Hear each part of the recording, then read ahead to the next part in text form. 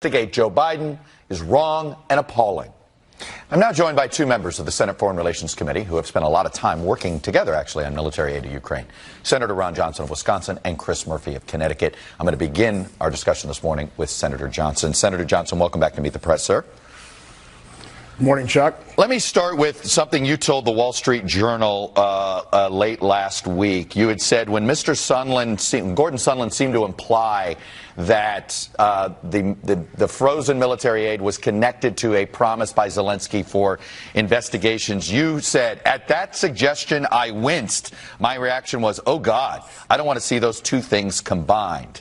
Why did you wince, and what did you mean by those two things combined? Well, first of all, your setup piece was, typically very unbiased. But let me first, before I start answering all the detailed questions, let me just talk about why I'm pretty sympathetic with what President Trump has gone through. I'm 64 years old. I have never in my lifetime seen a president, after being elected, not having some measure of well wishes from his opponents. I've never seen a president's administration be sabotaged from the day after election.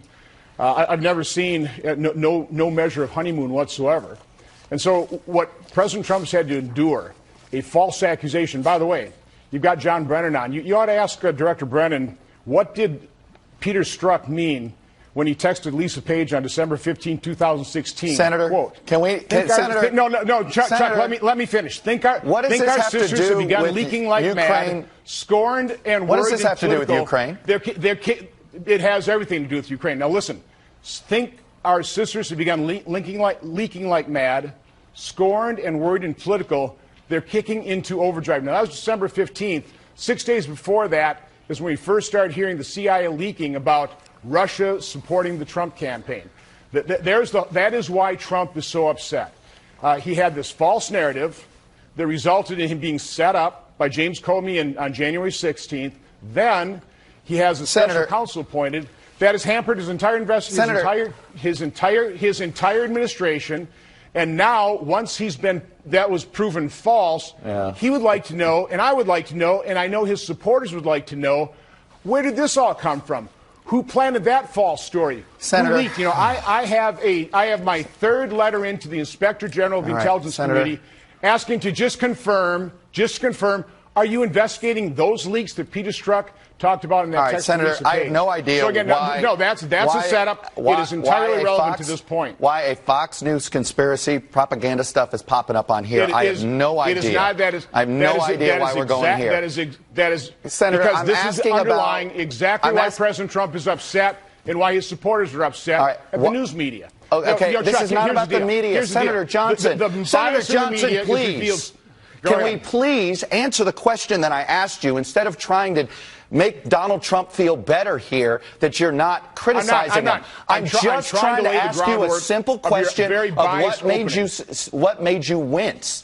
I'm asking a simple question about you clearly were upset that somehow there was an implication that military aid was being frozen because the president wanted an investigation. Why did you wince? Because I didn't want those connected. And I was supporting the aid, as is Senator Murphy, as is everybody that went to that initial inauguration. But here's the salient point of why I came forward. When I asked the president about that, he completely denied it. He adamantly denied it. He vehemently, angrily denied it. He said, I'd never do that. So that is the piece of the puzzle I'm here to report today, that unlike the narrative of the press that President Trump wants to dig up dirt on his 2020 opponent, what he wants is an accounting of what happened in 2016. Who set him up? Did things spring from Ukraine? There's a good piece we've got an oversight letter on from Politico in 2017, where let me quote the article. It says Ukrainian government officials tried to help Hillary Clinton and undermine Trump. They did so by disseminating documents implicating a top Trump aide in corruption, suggesting they were investigating the matter. Ukrainian officials also reportedly helped Clinton allies research damaging information on Trump and his advisors. There is potential interference in the 2016 campaign. Let me ask you this. That's what Trump wants to get to the bottom of, but the press doesn't want to. The people who wrote this article are being pilloried. I'm being called a conspiracy theorist.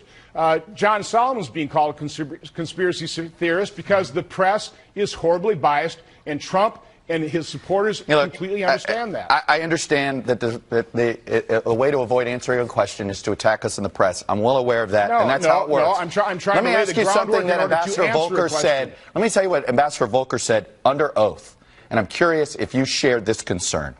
Ambassador Volker said this: I explained that I believe that Mayor Giuliani continues to have a negative view of Ukraine based on assertions of actions that happened in 2016, and that this viewpoint is likely making its way to the president. Were you concerned that Rudy Giuliani's disinformation campaign, sort of Ukrainian propaganda campaign, was negatively influencing the president's views of the current Ukrainian president?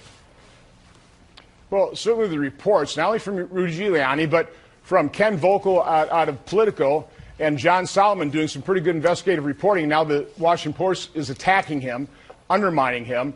All that information, we have never got the answers to those questions. Chuck, I want to get to the truth. I'm not here defending the president.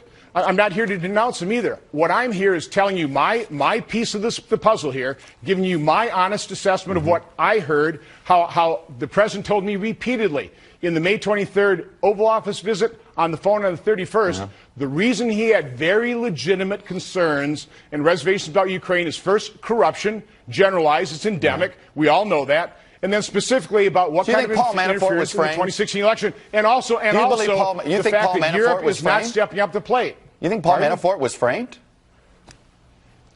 No. Obviously he was convicted, but there's a lot of other stuff going on back then too. Hillary Clinton's campaign was searching for dirt, maybe not only on Paul Manafort, but trying to keep Vice President Biden out of the primary for the Democratic campaign. So again, Chuck, the bottom line is there are so many questions unanswered. So again, ask John Brennan. Let me ask you this: What was Peter Strzok? What did Peter Strzok mean when the sisters began leaking like mad? Yeah. What was the CIA scorned and worried about? What were they kicking into overdrive? There's a key question I want answered among, I don't know, about 100 others. So, Senator, do you not believe the Russians interfered in the presidential elections to benefit Donald Trump? They absolutely did. They absolutely did. And I don't know to what extent the Ukrainians did. I don't know to what extent DNC and Hillary Clinton campaign were involved in kind of juicing up the Ukrainian involvement in this as well. Do you just ask there are a lot of unanswered questions. Chuck, I just want the truth. The American people want the truth. So do you not trust do you not trust the FBI? You don't trust the CIA? No. I'm just very confused here. Absolutely you don't trust not. either After of those Peter Strzok agencies. And Lisa Page. Okay. After James Comey. You believe the FBI and the CIA, John Brennan. No, I don't trust any of agencies? these guys in the Obama administration. I don't trust any of them. You don't trust them now? You trust them now? No, I didn't trust them back then. And you don't trust them now? I do not trust John Brennan. I do not trust. Do you trust the CIA and FBI now? Because none of them have come to any of the conclusions you are trying to come to.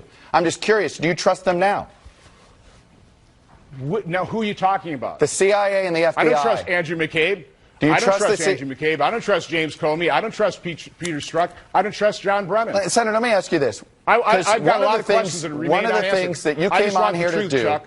I just want the truth. So no, you set this thing up totally biased. I could never really get into the full narrative. We don't have enough time to go through all the things I can talk about in terms of because you came here and chose to bring up something about Lisa Page and Peter Strzok with something incredibly biased that I would never be able to get the truth out.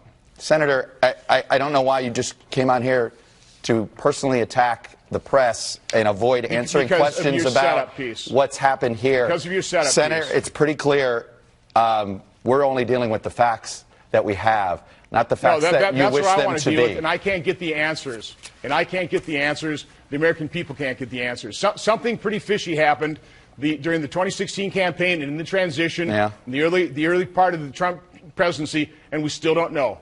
Robert Mueller was completely blinded. He never looked into any of that. You're choosing not. And he should have. You're just making a choice. Hopefully William Barr will. You're making a choice not to believe. Barr will get to the bottom of this. You're making a choice not to believe the investigations that have taken place. No, I'm trying to get to the truth. I want to look at the entire truth, Chuck. The media doesn't. And the truth is only when it benefits, when you believe it's politically comfortable with you? I don't understand. What truth are you looking for? I want the complete truth. I want the complete truth. I'm sorry that you chose to come on this way, Senator. Thanks very much. Joining me now. I'm sorry you started the piece that way. Joining me now is Democratic Senator Chris Murphy of Connecticut. Senator Murphy, thanks for coming on. A question I was going to try to get to Senator Johnson had to do